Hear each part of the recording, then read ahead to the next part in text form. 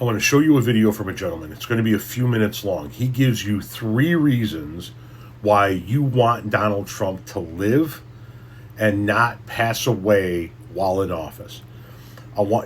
He goes into some detail, so it's going to be a few minutes here. But he gives you 3 reasons why you want Donald Trump to live. At the end of his video, I'm going to add in a 4th, I think, extraordinarily important reason.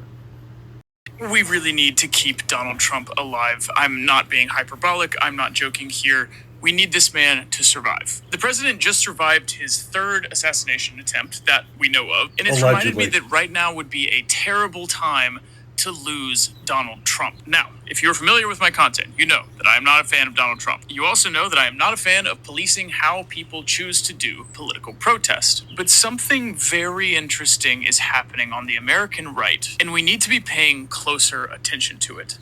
Donald Trump is becoming a liability. His approval ratings are at an all-time low, lower than they were on January 6th. Thousands of dyed-in-the-wool MAGA supporters are quietly starting to pretend that they never supported this administration. They feel sold out, and they see that the writing is on the wall. Trump is an unpopular figure, and he's unpopular with his own people. This is a trend that has been continuing over the past year and has accelerated since his injudicious war with Iran. Now, as those of us on the left who oppose fascism, the last thing that we want to do is to reverse this popularity trend when it comes to Trump. The one thing that could reverse that trend is if he were to get kirked. Because even though Donald Trump is an unpopular figure, he is still seen by many among his base as a messianic figure. Why else would he feel comfortable literally comparing himself to Jesus with an AI slop image? So a huge percentage of his base still considers the man to be a prophet,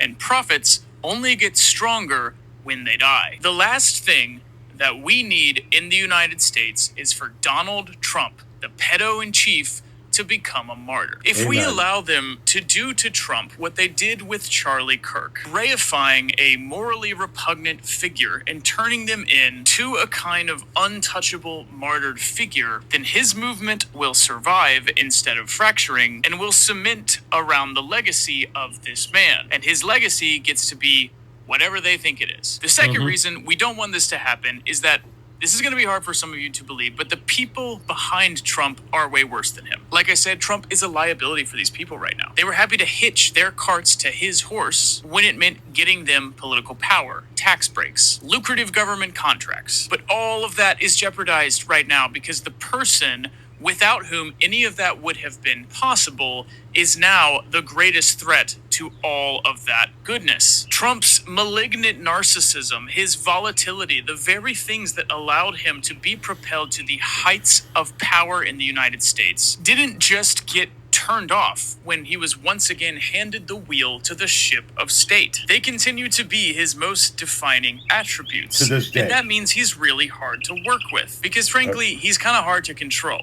The truth is that I am, and you should be, much more scared of people like Peter Thiel, Larry Ellison, and JD Vance than I am about Donald Trump. My best case scenario involves Trump living another 20 years, because then we get to my third and final reason for not wanting him to kick the bucket. As he grows senile and irrelevant, he will get to watch the undoing of the entire scaffolding of bigotry and selfishness and hatred that he helped create in our society. He will have to watch as new generations of Americans undo all of the damage that he and his cronies did. And he will finally finish his life years from now in ignominy, with no one paying him any attention, and his lasting legacy being a bad taste in everyone's mouth. That is the future that we should hope for Donald Trump. So regardless about how we feel about him personally or politically, we must wish him luck as he continues to unravel the American empire and provoke a civil war of egos within his own movement. We all want this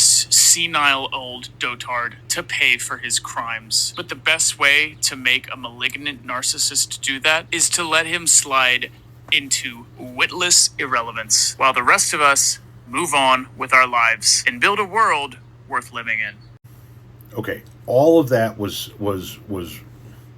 rather detailed, and I am in agreement with most of it. The last part, the third part, I could really give a shit if he lives to see the world undo the damage that he's done. That doesn't matter to me one bit.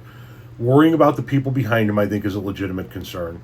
And turning him into a martyr, I think, is an extraordinarily legitimate concern.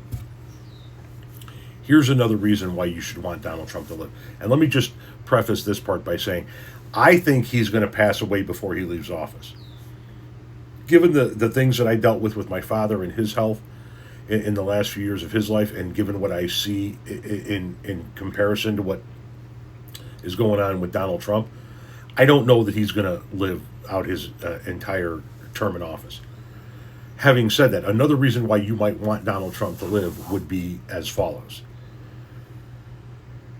Because of that liability, because of the liability that Donald Trump provides for the entirety of the Republican Party, if he dies, if he lives, he causes great damage to the Republican Party in 2026, and once again in 2028 in the presidential election.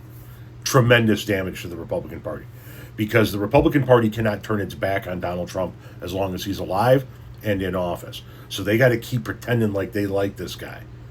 And that's going to bury them in 28. However, if Trump were to pass, and if he were to pass soon, if Mother Nature were to finally seize that blackened heart of his up, what happens is JD Vance gets to step into the driver's seat, and he's given 2 years to kind of rebuild the image of the Republican Party while he's in office, and he sort of runs as an incumbent in 2028, which is going to be way more difficult to beat than if JD Vance runs in 2028 in the shadow of all of the insanity that is Trumpism. It's that liability that could prevent JD Vance from becoming a formidable option in 2028. If Trump is alive by 2028, the world is already sick and tired of Donald Trump and his game. The country is already showing you that they're sick of it. If he's still alive by 2028, nobody who's associated with Trump has a fucking chance. Give JD Vance a year and a half to 2 years to kind of rebuild that Republican image, then JD Vance all of a sudden has a chance in 2028.